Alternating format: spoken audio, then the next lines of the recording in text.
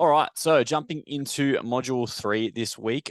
So this will be the last week, whether we finish up with the Q&A today or we do another Q&A next week, but we'll kind of roll through it. And this will be really tying together and bridging the gap between the last two modules that we've had that have been mainly talking about the underlying, physiological and anatomical understandings we might need to have to now put some of these things into process that we'll learn today, as well as identifying limitations and things that we went over last week. So before we jump into today for the testing, we'll go through a little bit of a recap as before. Now, in last week's call or last week's chat, I had two questions that I deemed to be some of the most important questions to ask when trying to decipher and figure out a person's limitations. With that, does anyone want to have a stab at remembering what those questions were? Nadine, I'm just going to throw you under the bus right there. She's like, oh God, I don't remember. It's okay if you don't remember. I don't know. Maybe you asked about their history. Yes. Yeah. Perfect. So where did they come from? And then what was the other one? Josh, I know you want to watch this today.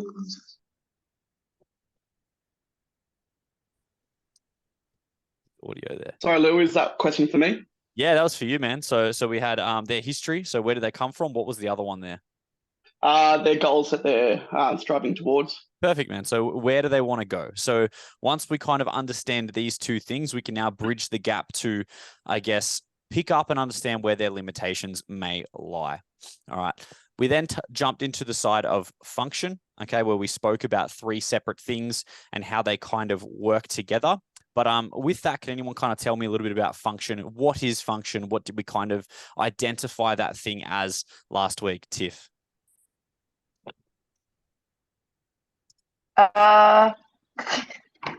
Function. How things work together? Yes. I can't remember. That's part of it. No, that's okay. John, do you have any clue? I think I remember that we've linked function to how the heart, lungs, and muscles all work together to supply and express oxygen. Boom! Look at that. That was textbook. All right, sweet. So yeah, so essentially, function in the terms that I'm using it for throughout this mentorship is the function of those three things to express towards your chosen sport. So when it comes to any sport, we need some sort of energetic expression. And that falls on that spectrum that we've spoken about in the past, whether it is on the far side of strength or the far side of endurance, and where you fall in between is how those kind of three, so the heart, lungs, and the muscles, are functioning together for that expression or that supply and that expression of oxygen.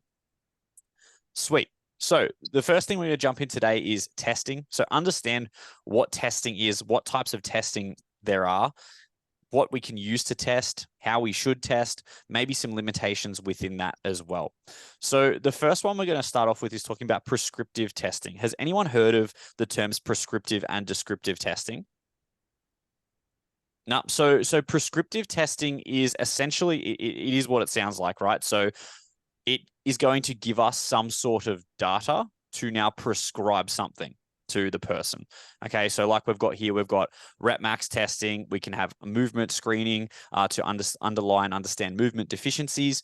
And we've got another one, which we'll talk about a little bit later when it comes to critical power. And critical power is essentially a measurement of a threshold, which I'll actually show you guys how to measure later on, and how you can implement that into your own training or the people that you train. So what we essentially look for within prescriptive testing is some sort of information that we can now apply to that person's program. So with rep max testing, pretty easy. It can give us a percentage if we work off percentage. So we can now prescribe training for that person throughout their block. On the other side of the spectrum, we have descriptive testing. Now, these are just descriptive markers that are quite cool to do, but most of us don't necessarily have any use for them. Okay, so VO2 max testing, all right, it's cool. All right, we know that it's this or that, but it doesn't really give us anything to prescribe off. It just gives us a description of where our current physiology may lie. Okay, which again can show, has this person improved or have they not improved over time? But again, it doesn't give us any sort of information for us to be like, oh, cool, now I can action this with this data in this person's program. You'll see that critical power was on both sides of the spectrum, and I'll talk about why that is when we get to talking about critical power. And it's another reason of why I use that in the training that I prescribe as well, because it is prescriptive and descriptive in nature. So it gives us a way to prescribe training, and it also got a message there. Oh. No. Oh, good. So it gives us a way to potentially prescribe training, and it also can give us a physiological marker of where that person actually is. Did you have a question at all, Dean? Is that what that was, or? Oh, yes. Yeah, I just didn't want to interrupt that. So, No, of course. you know, Jump in. when you go on these descriptive testing, Yep. so where would the likes of like lead tests and stuff like that come into this? Lead tests? Bleep, you know what the bleep test is, right? No. Oh, like the beat test, or? Yeah. Yes. So look, it's So where would they come into it? So is that like a multi-stage fitness test kind of thing that you're talking about?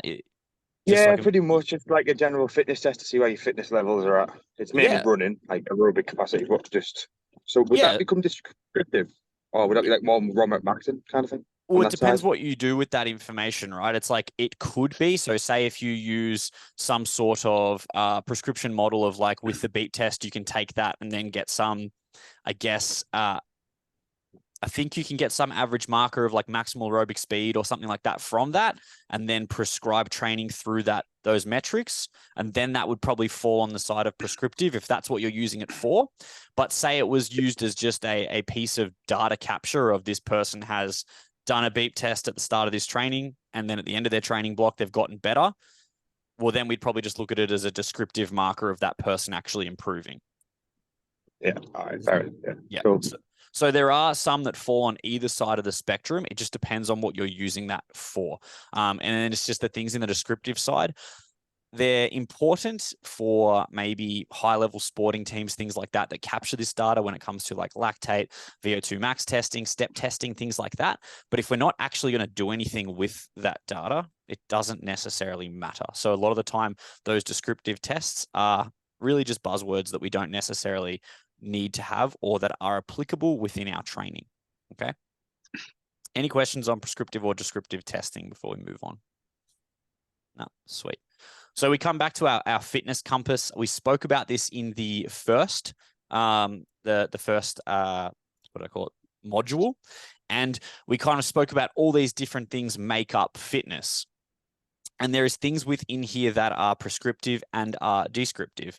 So, things like HRV. It's a descriptive marker of where someone's physiology or their state might be, but it's not something you're going to prescribe anything off. But then we've got strength, mobility, power. Those things we can actually get metrics to now prescribe off. So it's just allowing us to delineate a difference between the data that might be important to us and the stuff that's kind of like, it's cool to know, but it doesn't actually give us anything tangible to use to cause any change. So on the side of programming, has anyone heard of a top-down or bottoms-up approach? John, I see you nodding. Do you want to jump in and talk a little bit about that and your understanding? Yeah, so from my understanding of a top-down approach is that training gets planned out. Firstly, as a bigger timeline that gets broken down into smaller timelines, essentially. So like you have a macro cycle that could be, for example, 3 months long, or it could be like 4 years long on like an Olympic cycle. And then it just gets divided into smaller blocks or chunks as you get smaller and smaller as you look top down. So it would be maybe like a 3-month macro cycle could be like 3 1-month mesocycles, and then within the mesocycle, there's the training week of the microcycle. Yeah, perfect. And what would, I guess, be your definition of a bottoms up? Or does anyone else want to have a kind of a stab at a bottoms up approach? No, back to you, John, then. Okay. I don't know as much about the bottoms up, but I know that some people like to look at bottoms up as finding like a training week or a microcycle that works, and then making small adjustments off of that, like adjusting to the way someone responds to that particular training week and making small adjustments every week. Yeah, perfect. So I like to take it and what you said, nothing there was incorrect, but I like to take it back to those questions that we were first asking at the start of the what is the goal and where is the person at? And, you know, I don't like to necessarily use either one of these alone, but I think they fit quite well together, as one allows you to kind of look at the bigger picture of what maybe in a perfect world might you do. But we all know that we don't necessarily live in a perfect world. So we need an approach to actually meet that person where they're at and build from there as well. So we can look at it kind of this. Everyone would have seen this kind of presentation before of a training cycle that goes from, you know, you do your strength training, then your speed training, cardio, power, and it's kind of linearly periodized, like you'll have phases of training. Has everyone kind of seen something similar to that? Yep. And it's kind of, you start that by asking the question of, what should I do for this person and why, in terms of what their goal is. That's the delineating factor. And then you build from there to get to that goal. Okay. Or you build backwards from the goal, so to speak. And then the bottoms up approach is more about what can be done with how that person presents now.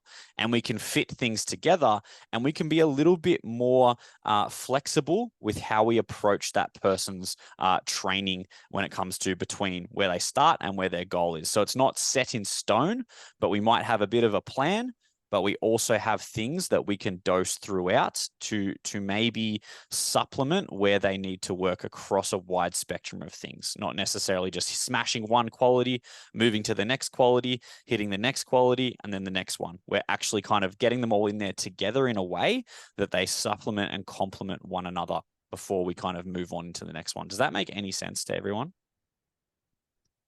Josh, does that make sense to you, man? Give me a little bit of your thoughts and explanation on what we just went over, man. Yeah, sweet. So for my understanding, what I'm seeing here is you don't want to predominantly train one specific part. You need to break it up into the full cycles. That way you're actually getting a linear of everything. Yeah, and this approach is very good for you know, I guess this whole modules were more about targeting like hybrid training goals and CrossFit goals or tactical population, those kinds of things, where we do need to hit multiple qualities over a training cycle so we can sort of push a limitation, but also maintain all those other things. So we're not necessarily going, cool, this block is a strength block and all we're doing is strength and we're just dropping everything else off the table. We're still keeping everything in there and we're supplementing it like so. And this leads into the next one of bias the limitation, but train the full system. Okay. This way I kind of go through it is not, again, it's not the way you have to do things. It's just the way I like to think of when I approach someone's training or the planning when it comes to training. And it gives me an idea of where I might need to test or where I might need to look depending on that person's goal. So we can take this case here of a hybrid style athlete with a training goal of a run and a desired squat. If we see here, we've got their current run being a 5 kilometer run and their desired goal being 20 kilometers. And we can see their current squat being 110 and their desired goal being 140 kilos. What's someone's first thoughts when they see this?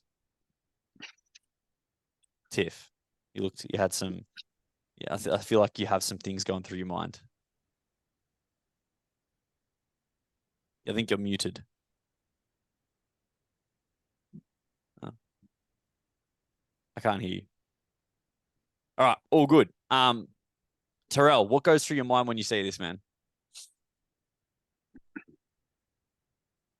I'm not too familiar with how to, I guess, increase the kilometers for running. So I don't know how long that would take for a regular person, but I feel like they're fairly even, like with the amount of time. But again, I don't have too much experience with running. Okay, so, cool. Awesome, yeah, man. That's pretty much it.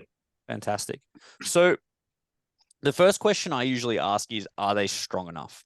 And that's usually a base place to where to start, because that can kind of give you an idea of, even if the goal is something different, are they strong enough even for those skills? Like if it's running, for example, are they even strong enough to now go do kilometers and kilometers of running on the pavement, or do we need to look at things there before we move on? But the answer here is clearly no. So what do we think we're going to do?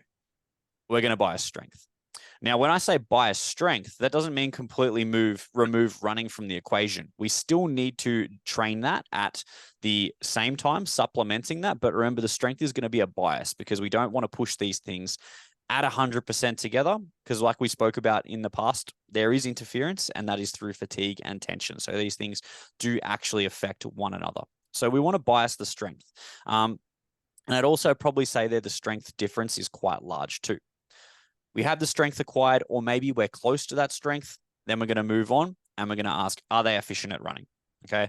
Whether we do some type of testing there, which we'll go on to later on, or that can be as simple as, looking at where they're currently at compared to their goal. Is a 5K a good start for a 20-kilometer run? It really depends on how fast is that 5K. Is it a 20-minute 5K? Okay. Or is it a 40-minute 5K? There's two large differences just there. But in this state, they're not.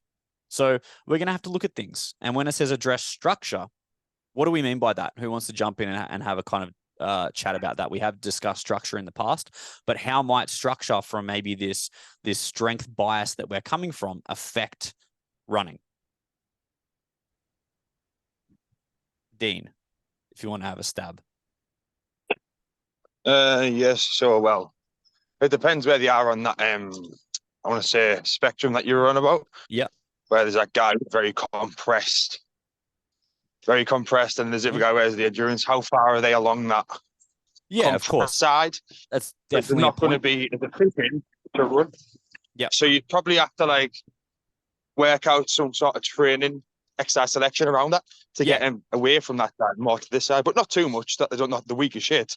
Yeah. So it's just trying to do that, in my opinion. That's why that would probably go in my head. Yeah. Perfect. So we can kind of assume at least that maybe from all the strength bias stuff that we're doing, it's been a lot of sagittal work. So, the big three lifts, a lot of bilateral movements, building on maximal strength, things like that. So now we're shifting more to running where we need a little bit more frontal plane, transverse plane competencies. We might start now dripping those things into their training to, again, we're not going to make huge changes to things like structure, but just to now open them up to a little bit more movement freedom, so to speak. Okay, so we're going to shift away from that. Does everybody understand what I mean when I say less sagittal, more frontal? Yeah, got some nods. Awesome, beautiful. What does it mean? What does it mean? Yeah. What do you reckon it means, Dennis? No, no, this is yours. You tell us what it means. So sagittal movements are, I would say they're more on the side of force production. So we're looking at, our big three lifts. They're bilateral. They're very up, down. So pressing, pulling, squatting, hinging, all those movements. And when we look at things like the gait cycle, which you're quite competent and in a depth of understanding there, we now need to shift more onto the side of things that are going to actually supplement things towards the gait cycle when it comes to running especially. So we now want to look at more frontal plane movements of actually having that person being able to shift their center of mass to now complement the actual skill of running. Does that answer your question? I don't know. Does that answer for other people? I mean, it's a pretty important one to talk about in this particular sequence because it's less sagittal, more frontal. There's a very deliberate reason why we discussed this, and there's a reason why we look to attain more frontal and transverse competencies compared to sagittal. And I think you explained it quite well. The easiest way that I kind of think of it, it's Dean, you're walking right now. Are you rotating? Yeah, fantastic. It's not even on the call. We'll just say yes. And, yeah. Dean, you're walking, yes? Are you rotating? Rotating, not really. I was rotating. All right, fantastic. His connection sucks. If Dean wasn't rotating, Dean would fall over either left or the right side. Dean has to rotate. The gait cycle requires us to rotate left to the right side, right? So when we're running, running is a rotational expression. It's not a sagittal expression. Although it looks like we're going forwards and backwards, we're actually rotating on this axis. And so, if someone is super, super strong and just does a lot of sagittal exercises, squat, bench, dead, for example, their ability to rotate is fucking decreased significantly. So then That's why rotation is super important, because it attributes to the skill and then subsequently the efficiency of running. Yeah. And I think a kind of a good way. Has anyone ever seen like a powerlifter or a really strong bodybuilder try and run? They waddle. They kind of look like a cinder block kind of running into the wind. We don't want that. We can all see that and go, oh, that is not very conducive to being good at the skill of running. So that's why we look at what they've probably done is a whole lot of sagittal movements, which is great for their sport because it's going to create a lot of stiffness, a lot of rigidity, and for lifting maximal loads, that's what we need. We don't want as much movement variability. Whereas now we look at transverse and frontal competency movements, they're now allowing for more movement options, like Dennis is saying, towards things like rotation and shifting our center of mass left and right over each foot. Sweet. All right. So now we've done that. We've addressed things like structure and looked at exercise selection that we might have had to support, all right, the bias of strength. We're now going to look at training function, okay? And function, like we said at the start, is the function towards what they want to achieve energetically when it comes to the expression of oxygen. Now, throughout this whole thing, we are not just completely ignoring this. Like we showed in that that slide of top down, bottom up we can go back. Here, for example, it would just mean the order of priority changes as we check off each of those boxes, so to speak. Does that make sense to everyone? So we're not, like we've said here, bias the limitation, but train the full system. When we get to this point, okay, this is a questionable, or this is a process of questioning that you'd go through quite quickly, all right? You wouldn't just go, okay, we're biasing strength and just ignore the rest. It's like you'd go through all of this knowing that you'd have to bias strength still, and then you're still going to train function. It's just not going to be at the top of priority, okay? Does that make sense? But then once you've ticked off that, yep, strength, we've biased that for long enough and we're seeing good improvements, now we move to the next thing and the strength gets shifted down, and then the movement selection when it comes to addressing structure goes up. All right, we're looking like a good place. That shifts down now. Now function goes up when it comes to training the adaptations that we might need to improve that person's ability to run, okay? So we can go on the other side of it. Let's look at another case being a CrossFit athlete. They've got a 180 kilo squat, a 15K run. They want to run a marathon and they want to squat 190 kilos. All right. We can all kind of look at this right now and go, sweet. The squat's probably not going to be too bad. The run, we got to do a decent amount of work, right? So the first question is, are they strong enough? We look at that and we're like 10 kilos. 10 kilos is something we can work with. We're going to say they're probably strong enough and their biggest limitation is going to be that run. All right. So we're going to continue on. We're not going to worry too much about their strength. It's more going to be about maintenance because that's not a limitation. Now we ask the question, are they efficient runners? They're not. So now what do we look at? We look at structure and skill. Okay. Structure and skill both go hand in hand, as we've spoken about in the past. All right. Because obviously the more you run and things like that, obviously the more rotation and stuff you're going to gain over time because you're doing that skill. However, like we said before, we can still put in other movements within our exercise selection to support that when it comes to frontal transverse plane competencies. Okay. So now we look at the skill or the structure, and then we bias that, and then we train the function. Again, this is not happening separately. This is all in our order of priority when it comes to those training blocks, like in that approach that we showed before. Does that make sense to everyone? All right, so we're not approaching it in that month by month linear style periodization where we're going like a month of skill training, and then we're going to do a month of function style training. No, it's just going to be more biased towards the top. Strength is obviously going to be at the bottom for this person because they are strong enough. And then we're going to look at things like skill, structure, and then function. Once we address that one shifts down, next one goes up. Once we address that one goes down, function comes up to the top, because now we are in a good point to train function to a higher level because we are not being limited by the skill. All right. So again, this is a bit of the decision-making process here in this nice little squiggle that you've got.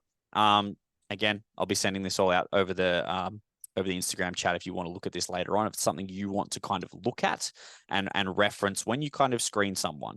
And like I said, this isn't a process that you're like, I know exactly how to tackle this person straight off the bat from just asking this question, because who takes on a person that coaches people, or who here coaches people that takes on a person and within, you know, a week of training them, or even that first conversation you have with them, you know exactly what they need?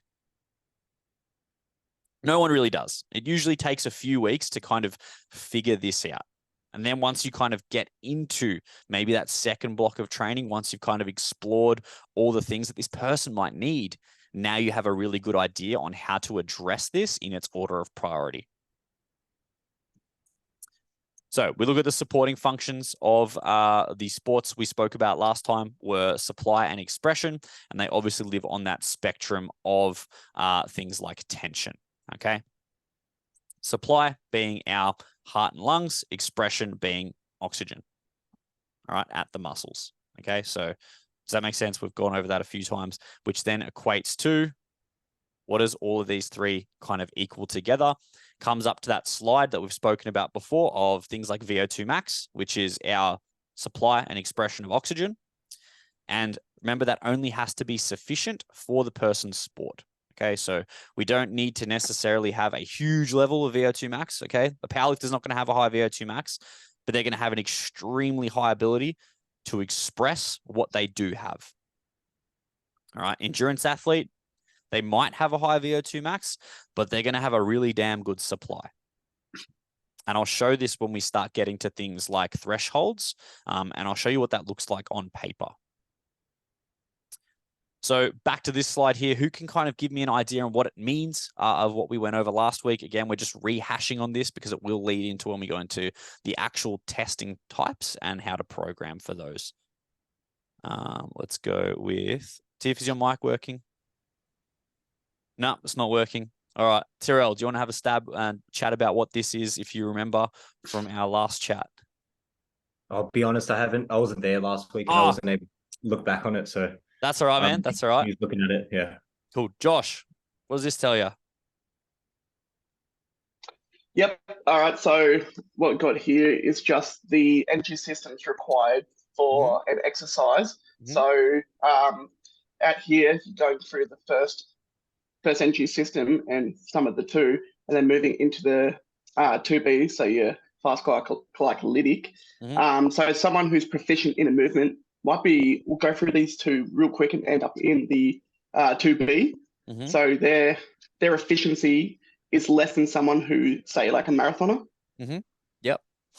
Yeah, so exactly right. So all this is showing is just that spectrum of the size principle, which we have spoken about in the past. And it's talking about when we're looking at things like supply, we want to be training more of our low-level motor units.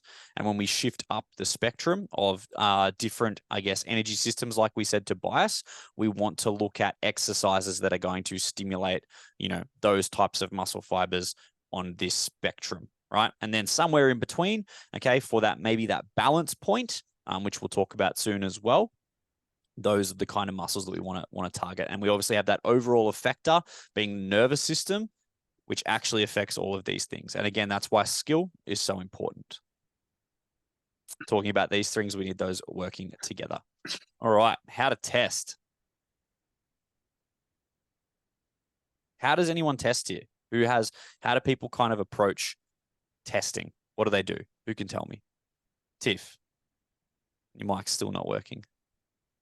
That's okay. All right. John, how do you test someone? What do you do? Like me specifically, or just generally, how would you test someone? You specifically, man. Look, with my clients, we don't do like a ton of like performance testing other than just what they can do strength wise. So I guess like to be super specific about like the kind of clients I work with, we would just challenge them on like a set of like a key exercise for them. So maybe like say something like a lat pull down, which is going to be in their program for a while. We might take them to like a heavy set of 10 or 8 or something like that, and then maybe retest later on. Yeah, perfect, man. So the main thing you said there was you test them on a key thing, right? So it's a pretty it seems like a complex question, but it's pretty simple.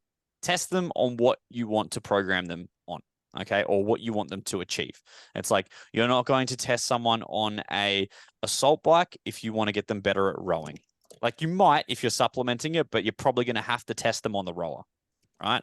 So we want to implement the thing that we want to train within our testing to an extent if we can. All right. We can look back to prescriptive. All right. So prescriptive and descriptive. What was prescriptive? It says it right there. It's things that we can prescribe off, right? So we can look at, and I like to look at this as cyclical style exercises, being our bikes, our rowers, our ski ergs, our running. This is what I like to use mainly for energetics training because it is prescriptive. Okay. It gives us data to prescribe off. And it's pretty big in the CrossFit community. Okay. We use things like workouts or WODs or Metcons as tests. Why might that not fit into a prescriptive test, or why might that not be a good test for someone? Tyrrell, I want to let you have a stab at that. I guess because it's not in like that specific WOD wouldn't be in the program consistently. So Yep. you might be working on some of those movements and you might improve on it, but it might not be specific because you program to improve on that WOD. Yeah, perfect. So exactly right. So let's just say we have, and we'll give an example of, we have a workout, right? That's got some assault bike, some snatches, and some burpees in it. I don't know, something random, right? We test that in month 1. All right. In month 1, we now do a whole bunch of strength, a whole bunch of snatch skill work, and a whole bunch of energetics work on a bike. We get to month 2. They do that same workout again. They improve. Why did they improve? We don't know. Maybe they got better at the skill because we did more snatching. Maybe they got stronger because we did more strength. Maybe they got better energetically because we were doing more bike. So we don't actually have an answer of what we gave them that caused that change. So by using something like a single modal piece of equipment or cyclical piece of equipment like a bike, ski, or row, we test on it, okay? Hopefully noting that we select a piece of equipment as well that person's probably skilled on. If they've never rowed before and we want to get them better on the rower, we'd probably look at doing skill work before necessarily measuring levels for energy system prescription. So we want to pick a machine that they're quite competent on. But we know if we test on that at the start, we do our progressions or whatever we want to target and build on that person. We test them at the end of the cycle. They improve. We can go, cool. We know that we have kind of reduced as many variables as we can. And we can now at least say with the most confidence that we have that they have gotten better somewhat energetically on this piece of equipment. Yeah, maybe there's some skill there involved as well, but we can't really measure that too much. Okay, unless it was horrific. But we know at least there would be some energetic changes or energetic qualities that we have promoted because that's all we've used. We haven't used all these crazy other tests that don't give us a description of what we've done. Okay, so descriptive on the other side of it.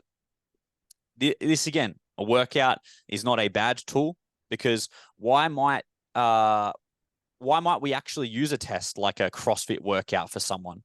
Does anyone want to have a go at that or a guess of why? Nadine, when you do have you done the CrossFit Open before? Yes. You have. All right. When you do the CrossFit Open, if someone sees that they've placed a little bit better than they did the year before, how do they usually feel? They feel great. Yeah, sweet. They feel great. So if you do have some sort of test that this person holds value on, and, maybe that is a CrossFit workout that they did, 6 months ago, they hold value on this test because they did it with their friends. The best athletes did it, all those kinds of things. There's nothing wrong with throwing that in and being like, hey, do this. And you see improvement there. Yeah, you probably don't know why, maybe you can guess a few things on where they improved, but we can't really be exact with that. But it's going to give them that feeling of, sweet, I have improved. Because a lot of people don't really care about some sort of critical power test or whatever. That's more for the coach. Okay. But dripping in these more descriptive tests, whether it's mixed modal or sports specific for them, can actually allow for that little bit more buy-in or enjoyment on a program, which is going to obviously assist you anyway as a coach. So when I test, I like to use power, not heart rate. And this isn't me bashing heart rate and saying heart rate is bad. Heart rate is a great tool if it's the only tool you've got. However, we do run into a few discrepancies with things like heart rate when it comes to energy system development or training. Does anyone want to kind of have a stab at why or where some limitations with heart rate might actually lay? Tiff's pointing at her wrist. The sensor? Yeah, okay, cool. So the sensor is one. We're relying on, a lot of the time people are relying on an optical sensor on their wrist. Now, I don't know if anyone knows exactly how an optical sensor works, but as soon as light gets under that, has anyone ever done like an actual workout with a wrist optical sensor on and you'll feel like you're absolutely dying and then you'll look and it's like average heart rate 130? Has anyone seen that or experienced that before? Seen some nods, some smiles. Yeah. So essentially when our wrist is extended or maybe flexed, maybe some light's gotten under there and it's now screwed up the whole testing of that heart rate itself. So now it's not very accurate and we've kind of just, it's cool, but we kind of walk off going, oh, I'm so fit. I was dying, but I was only at 130. We probably weren't. So there's a few discrepancies, we'd say, with equipment involved. The other side of it is outside temperature, heat, cold, stress, all of these things affect our heart rate. So we might have a training prescription for the day and maybe we're under a lot of stress at work and things like that. And now our heart rate or our resting heart rate's a little bit higher. So we might travel into those zones at a different time.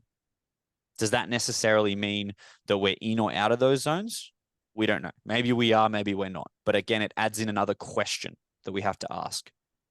And the last one there is, unless we actually do the specific testing on our Garmin watches or whatever that comes to like a heart rate threshold test, the base heart rate zones on there, they're based off the general population. They're based off a huge pool of people that might not have done a whole lot of physical activity that we're now basing our own physiology off potentially.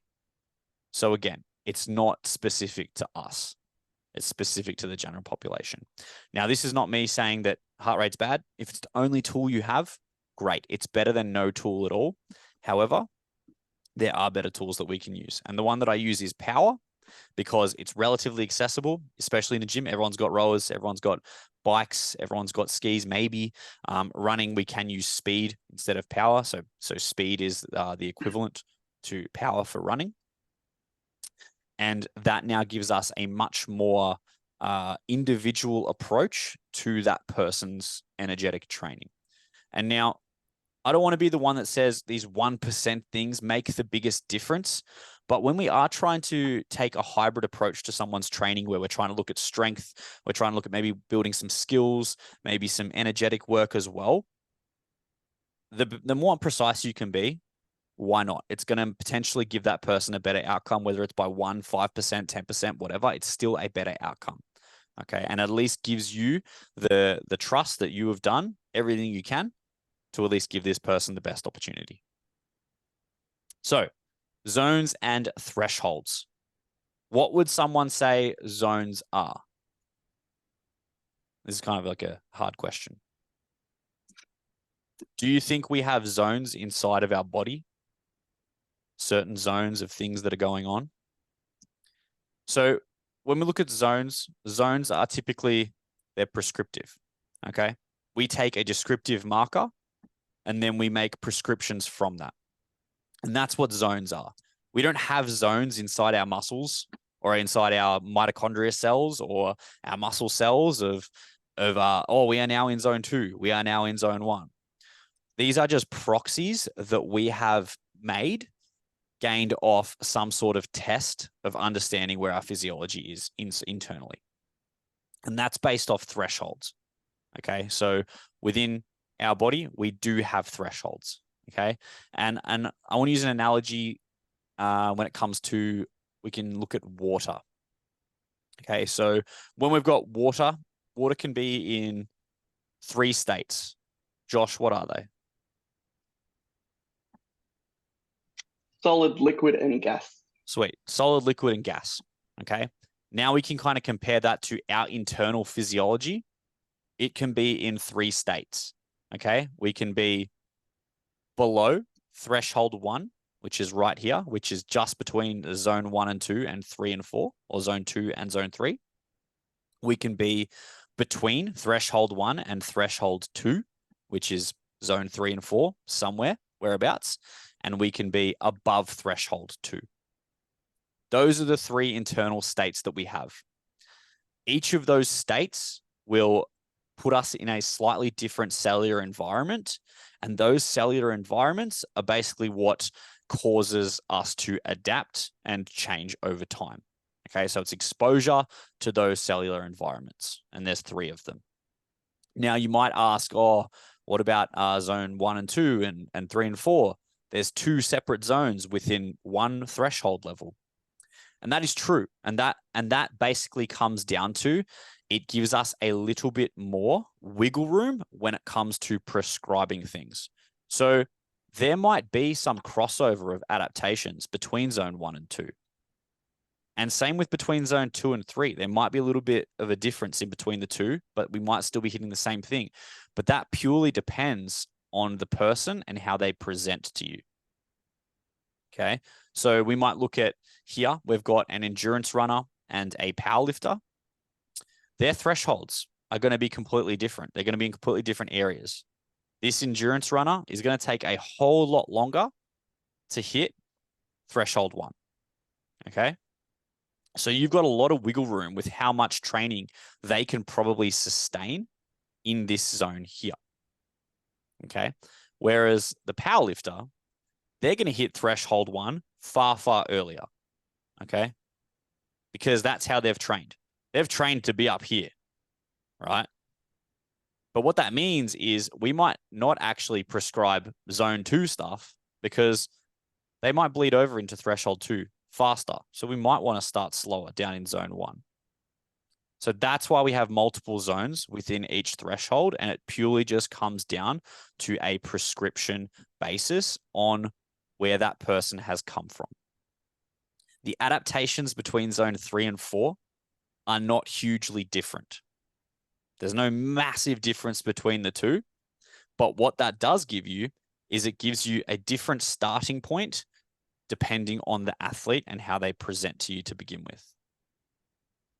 Now that is like a whole lot of complexities that I've just tried to kind of jam in there. Does anybody have any questions, or do they want me to elaborate on anything a little bit more there before we move on? Can I ask what those, can I ask what those thresholds actually are? Like, what do they mean? Because I've just never heard of those thresholds before. Okay, cool. So threshold 2 is a great one to kind of understand and discuss, because you would have heard it before. You've probably just heard it in a different term.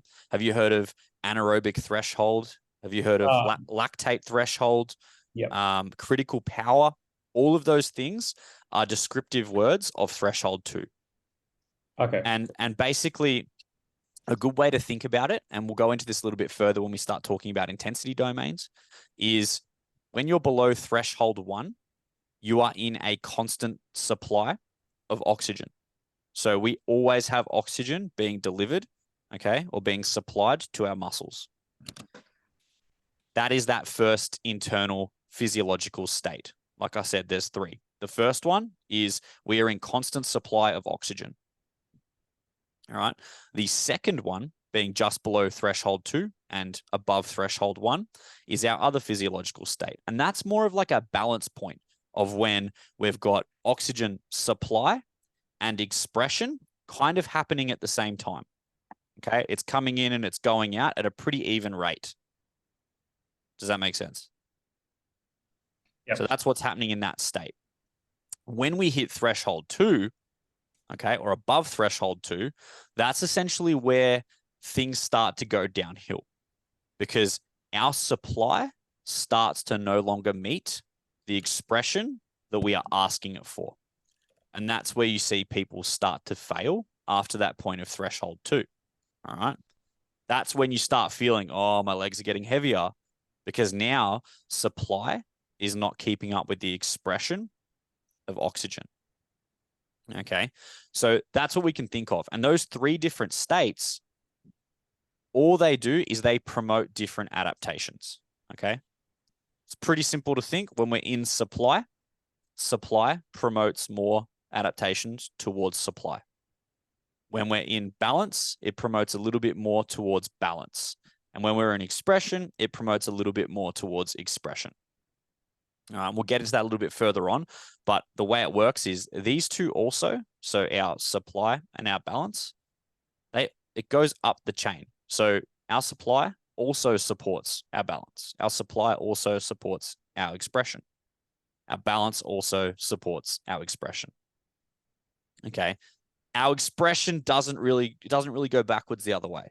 So our expression doesn't really support our supply. Okay. So it works upwards. Does that help you understand a little bit more about what I mean by thresholds?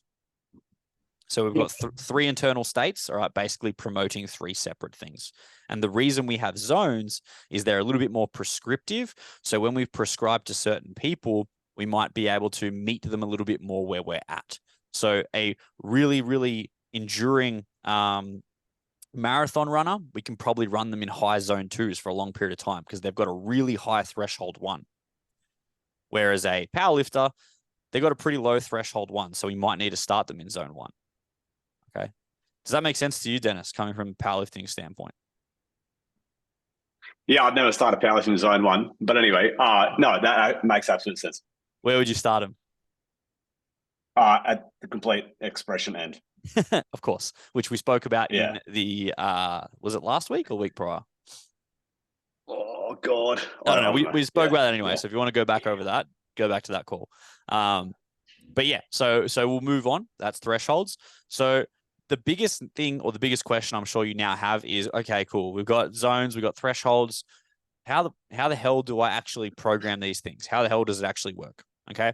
Well, I said something earlier about threshold 2. You might have heard it as lactate threshold, anaerobic threshold, but it's also critical power. Okay. So critical power is also a measurement of our second threshold. So by measuring our critical power, it can now give us this point and all our other zones to work off to a pretty damn accurate mark. Okay. So how do we do that? Well, on the screen here, you'll see a QR code that'll basically take you to a Google Drive doc that you can download, and I'll actually talk us through how to work that in a minute, and I'll open that one up. But the first thing I'm going to explain is the testing protocols. So we have a 3MT, so a 3-minute test, and a 12-minute test. Okay, 2 pretty simple but disgusting tests. So take an example. We want to train that person energetically on a bike erg. They're going to have to do 3 minutes max effort on the bike erg, and they're also going to have to do 12 minutes max effort on the bike erg. However you spread these out, they can be done on the same day if the person is extremely fit. I don't recommend it. Probably space it out between a week. Okay. Along with giving us an idea of where to start this person and to program them off, doing these 2 separate tests can actually teach us a little bit about them as well. Okay. Looking at this chart here, what do you think it can teach us? Trying to put 2 and 2 together with what the picture that I've got on the screen. Does anyone want to have a wild stab? Yeah, John. Would it just be their, like, comparing between the 2 and how well they do on each one? Yep. How biased they are towards being able to supply themselves or being able to express oxygen? Perfect, man. Absolutely nailed it. So we might have a person come to us and we're kind of a bit unsure where they fit on that spectrum of expression and supply. Now, there's a couple of trends that I see is people that are extremely good, right, at expression have a huge 3-minute max watt score. Okay. And then their discrepancy between the 3 minutes and the 12 is massive. They absolutely die on the 12-minute because they're not used to one, expressing oxygen for that period of time. Okay, their training hasn't supported that.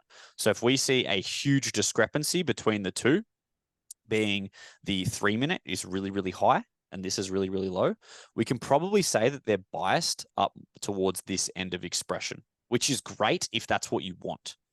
But if that's not what you want, now we know, okay, maybe we now need to start looking at our training in more of a supply lens. On the other side of the spectrum, the more enduring athletes, these look pretty close together.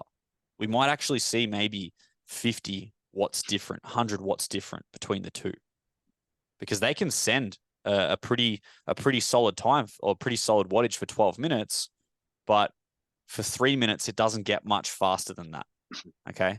So now we can look at them. They're really, really damn good at supplying, but they can't express. So, that's great if that's where we want them to sit, but that can now teach us that, oh, we might need to work a little bit more up here.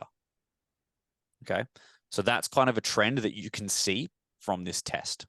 All right. I'll open up the little document. Again, it's nothing crazy. I kept it. Is that Zoom? I'll just zoom in on this one for you guys.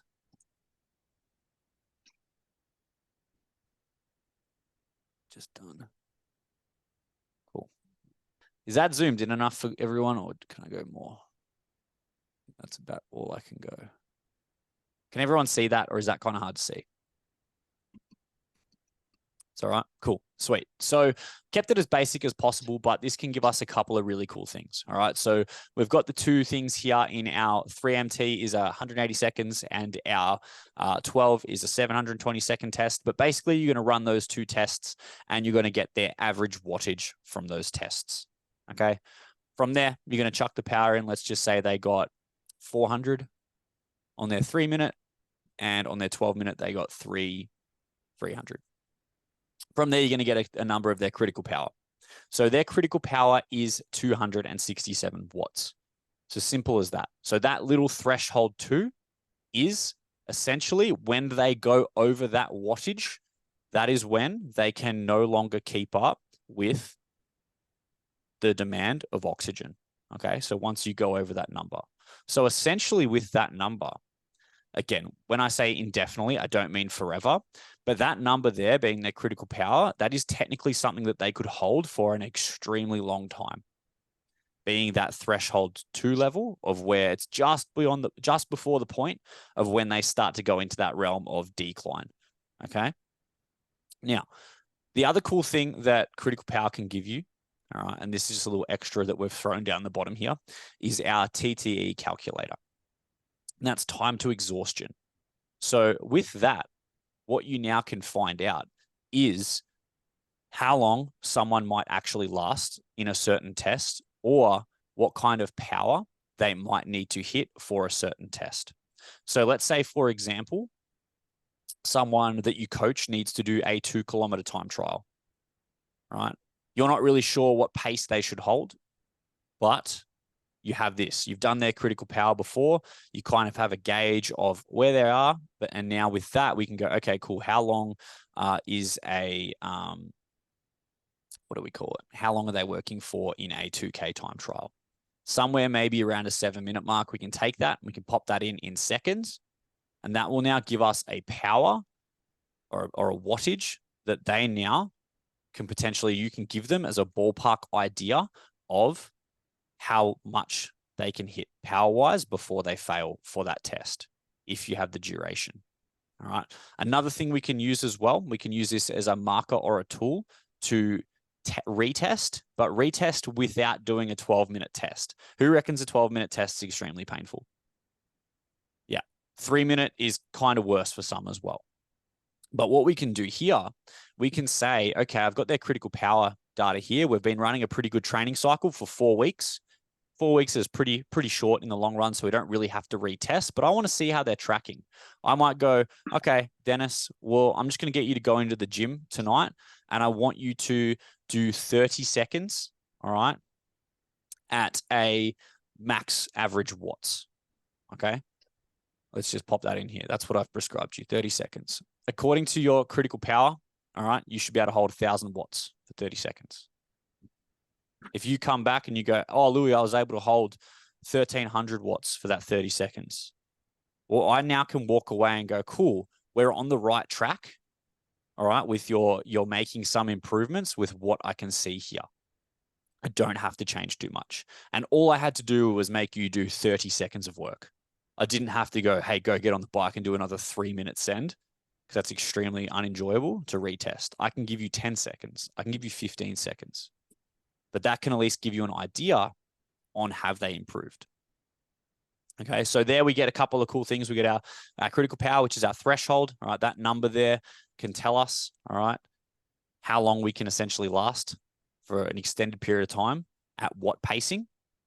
We can then now figure out what wattage someone can hold for an extended duration, whether they need to test that for some reason and they don't know how. We can figure that out. And now we can retest someone with 10 seconds of work and get an idea of, have we changed anything? Okay, so there's a couple of cool things that critical power does give you. But for now, all you really need to know is this number here, unless you want to play with this down here. Does anybody have any questions on this little calculator here at all? No, awesome. Okay, so we'll jump back in. Let's say we've done our critical power test. Again, if you want to save it, follow that little QR code there, save a copy to your drive, and you'll be able to edit that one as well. Sweet. So these are our training zones. So now we have our critical power number, all right, which I think was like 267. Now we have our percentages of what zones or what we're actually working within those zones. Super accurate, okay, and it's been tried, it's been tested over a lot of years. A lot of high-end cyclists use this, and really when it comes to data collection and data prescription, cyclists are up there with some of the best. So critical power is an extremely useful tool. So if you do want to use it, this is what I'd recommend, and these are the percentage prescriptions for each zone within critical power, or with that number of critical power. So obviously say we had 267, okay, 105% of 267 is roughly around zone 4, all right? And we can figure the rest out from there. Now, we've done cyclical, we've done our programming for things like zone training when it comes to whether it's a row, a bike, a ski, whatever it might be. But we also might have people that want to train and do mixed workouts, whether they're a CrossFitter, whether they're Gen Pop who just likes HIIT training and things like that. We might want to prescribe that, but we don't necessarily want to give it to them in a random nature where they just go in and send it every day. And all they're doing is burying themselves with a ton of really, really hard conditioning. All right. Does anybody have any people they work with that would like to do those kinds of mixed workouts? But sometimes you kind of just like, oh, I don't really know. I just jam some stuff together. They work really hard. They sweat. They love it. Absolutely nothing wrong with that. But we might want to take a bit of a different approach for some people and approach it from a manner that might be more conducive to where their goals might be. So with mixed, we can now talk about domains, all right, intensity domains. So like I spoke about when we had our zones, okay, we have between zone 1 and zone 7, and we have our 3 states or 3 physiological states in there. So below threshold 1, above threshold 1, below threshold 2, and above threshold 2. Like I said, the zones, all zones are, they are just a deeper prescription within our intensity domains that'll allow us a little bit more fudge factor to prescribe things for people that come to us on where they are at within their training, okay? But what that does mean is in those states is the adaptations are, they're pretty close, okay? So zone 1 and zone 2 training, they kind of bleed into one another. The adaptation does, at least, until that person gets way too fit and they're a high-level endurance athlete and you're like, hey, zone 1's doing nothing. I have to give them zone 2, okay? But to begin with, the adaptations are relatively the same. And they are based on our ability to supply oxygen. Okay, so we know if we want to train someone down there in that spectrum or the supply intensity domain, we need to have a high amount of oxygen supply. And there's things we've spoken about that kind of meet that throughout. We've spoken about, cool, we need low tension. We need low skill because we don't want those things interfering with what we're trying to achieve. So exercises that I choose to put in there, if that's the adaptations that I'm targeting, they have to fit that low skill, that low tension. Okay. So we can promote and we can give people mixed workouts or WODs or Metcons or whatever you want to call them that target similar adaptations to our zone 1 and 2. Are they going to be as exact as a bike? No, it might be a little bit off, but that person might want to do them more because it's more fun. So maybe you're going to get more out of it then. But we must meet the things that fit what we're trying to target with low tension and low skill. All right, under that first threshold in our supply. So think about that when you're programming these mixed conditioning pieces and you're writing it down and whatever, and you're like, oh, I want to target low tension or endurance style work. So I have to make sure that the things I give them are going to promote supply. A deadlift is not going to do that. That's going to promote high tension and high skill and high expression. So we're not going to do that. Okay, we see this in CrossFit a lot. We have a 40-minute workout that's supposed to be about aerobic building, yet we've got thrusters, we've got burpees, we've got all these kinds of things that aren't actually promoting supply. They probably move up into balance. They probably move up into a point of where we're supplying and we're expressing at a similar rate. That's where we come into moderate tension and moderate skilled exercises that fit in there. And then we go onwards and we're in our expression zone, which is pretty simple. That is sprints, that is heavier movements, that is high skilled movements, things like that. So that's how it kind of works in a spectrum of mixed workouts. So the people that say you can't do energetic testing or energetic workouts outside of bike, row, ski, run, they're wrong. You can still do that and you can get good results in mixed conditioning if you meet the constraints of that cellular environment you're trying to promote over those 3 spectrums, okay, being supply, balance, or expression. Does anybody have any questions on that? Does that make sense to everyone? Sweet. Cool. So here's a little note here. So these spectrums can change, okay, and we see this quite commonly in CrossFit. It's like an elite level CrossFit athlete could make something like a dumbbell snatch a low tension, low skill movement because they are, one, really, really strong, but they're also extremely efficient. Most of us probably couldn't do that, but some people can, or they eventually could. So that's one thing we got to note. As maximal strength and competency goes up, our exercise selection for these mixed workouts can change. But again, as long as they can meet those domains of supply, balance, and express. And as we know, an individual's presentation is ever changing. So on the flip side, maybe as that person shifts away from efficiency of that movement, we might have to pull that one out because they haven't touched it in a long time. All right, put something else back in there that meets the domain that we're trying to change. So these are some qualities and I guess some constraints when it comes to programming these things, when it comes to putting them in workouts, so to speak, because everyone loves workouts. So zone 1 and 2 is our supply domain. We don't really need to progress this through intensity. Okay, the progression through intensity is zone 1 or shifting from zone 1 to zone 2. Outside of that, we don't need to add much more, especially when it comes to like intensity of loaded exercises and exercise selection and things like that. So we want to progress through volume.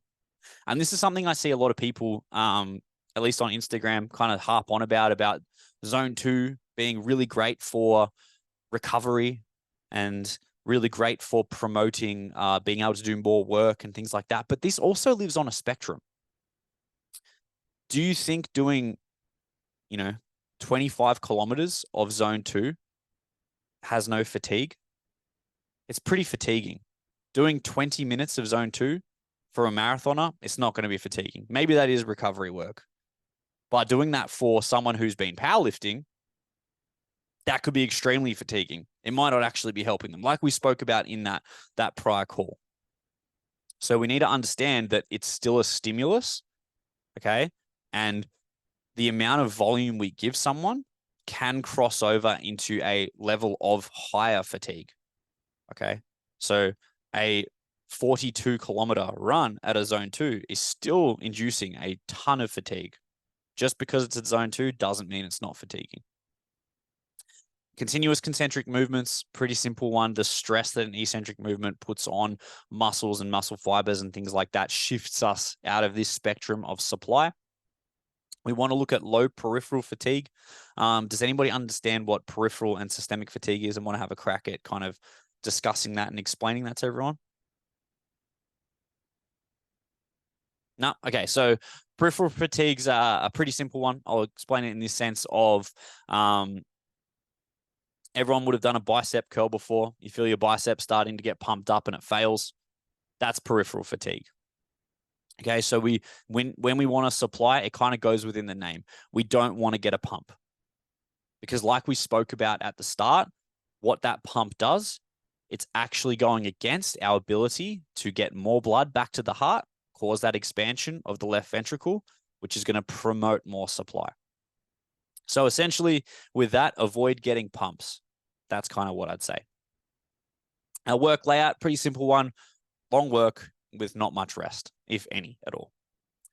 In our supply and balance, I write supply and balance because, again, this can shift up a little bit depending on how fit someone is. So that zone 3 and 4 can be on the side of supply for the extreme level of fit people, but most of the time it's balanced. Pretty simple. This works on a same spectrum. All right, we promote through volume and moderate intensity. We want to look for low to moderate tension movements. Again, this is all dependent on the person. And this is where we can start introducing some isometric and some eccentric exercises, but we still want those to be repeatable. Okay, so this is where we can bring in things like carries, whether we like throwing in some farmers carries, some med ball carries, some sort of eccentric movements, air squatting, things like that. They can fit within this area. Okay, we're not going to full on, all right, lifts just yet, but they should be something that is quite repeatable by this person, and they should still have a high proficiency at this. When we look at whole body or alternating movements, if we do this, we want to look at, let's just say we throw in an upper body exercise.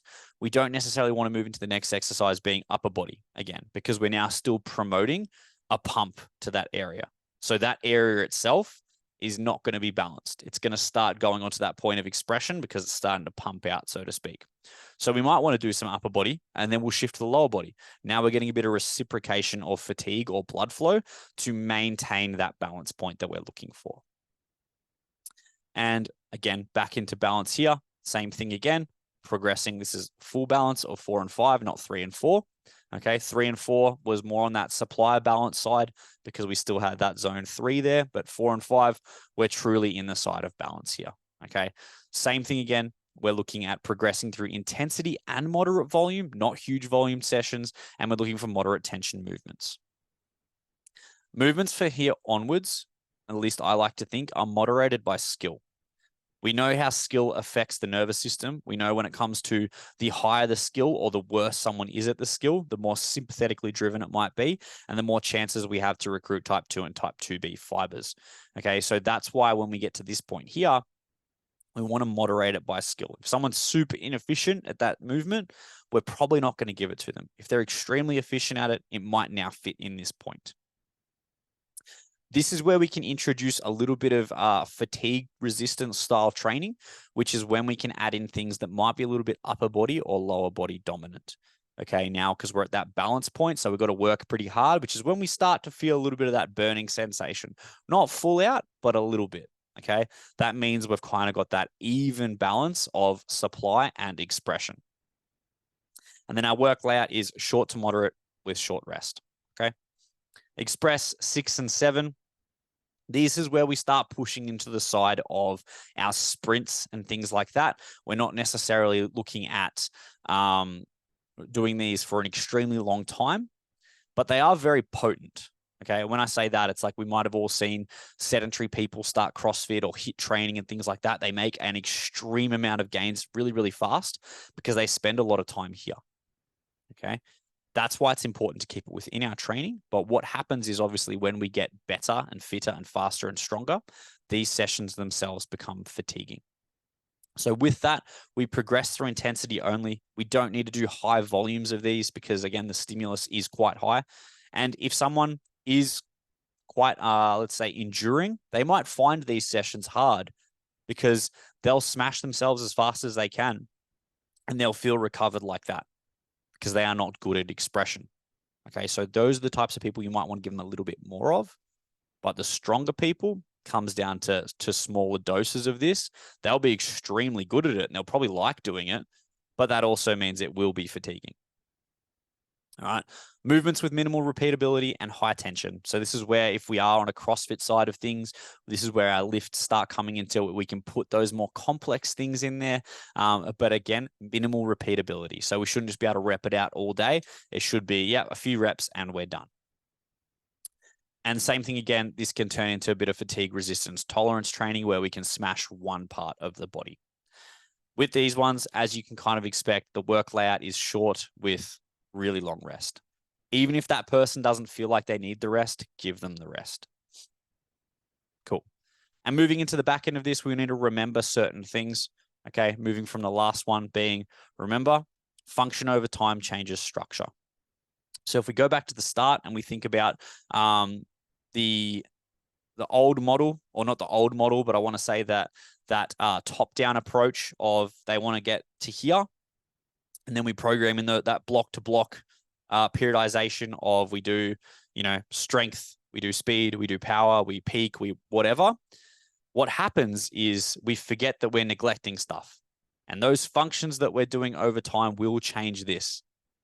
So that's why taking that bottoms-up approach and dosing things along the way can help them stay a bit more balanced towards that goal if it is a hybrid one in the long term. Another one. Remember this one. Why? Why do we need to remember this? What's important about it, John?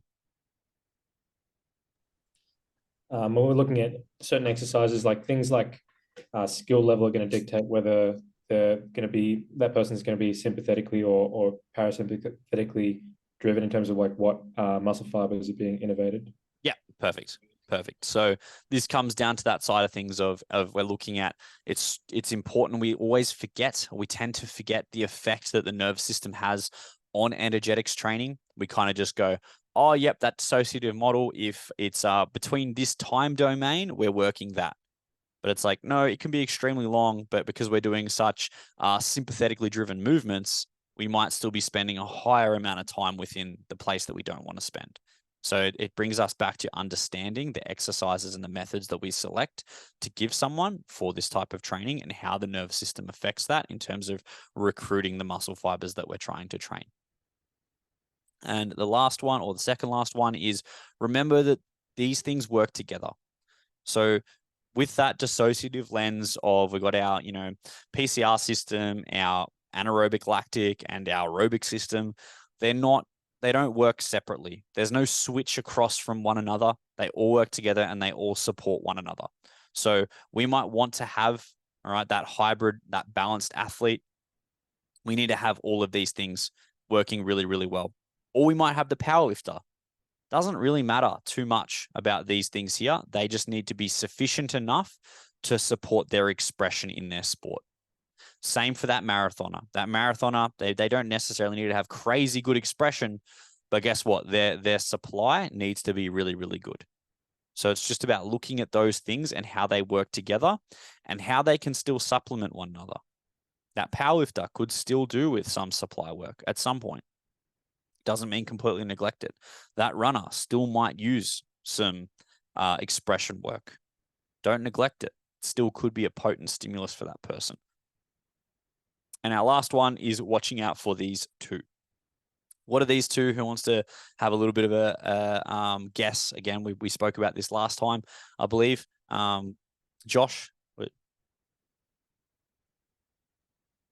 Hey, sorry.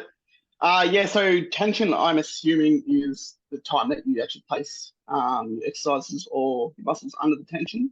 Mm-hmm. And fatigue, I suppose, overtraining and the time that you actually are spent training, not Yeah. allowing yourself to rest. Yeah, cool. So what we're talking about with these, and we spoke about a little bit in the last one, was the interference that these have. Okay, so when it comes to the interference effect, if we want to call it that, cardio is not going to kill necessarily outright kill your gains. If you go for a jog after doing some lifting, you'll probably be okay. But it's understanding that the exercises that we choose, all right, one, they all drive different amounts of tension. Okay, being a extremely heavy lift is high tension, a really, really slow run is low tension, and our muscles over time optimize towards those things. If we smash one, all right, we're going to get really good at that one thing. But if we start trying to do them both at the exact same time, the exact same amount, our nervous system will start to be like, hey, what are you doing here? And tension can actually interfere with our progress. That is why it comes down to we need to bias something while maintaining. We can't bias everything at once. And then on the other side, we can only recover from so much. Okay, so we can't take that approach of I want to train everything moving forward. It's no, I have to bias things again, all right, while maintaining the full system. Okay, so those are our two interferences that we have of tension and fatigue, and we've got to understand how to moderate them moving forward. Sweet. So that wraps up our third call. Again, we kind of spoke about some testing protocols, why to test, why I use wattage, not heart rate, prescriptive, descriptive testing, and then we went down the rabbit hole of zone training, thresholds, what each of those thresholds mean, why they're important, and kind of how they can also help us fit in mixed modal training, whether it comes to HIIT workouts, CrossFit workouts, anything like that, and how to actually select exercises towards that and what fits there. But that wraps that one up. It was a lot of dense information, and I'm sure that some stuff might not have gone into as much depth as it might have needed. But again, we would have had to be here for 3 hours, which I'm sure no one wants. But does anyone have any questions about anything that we've covered today or over the last 2 weeks?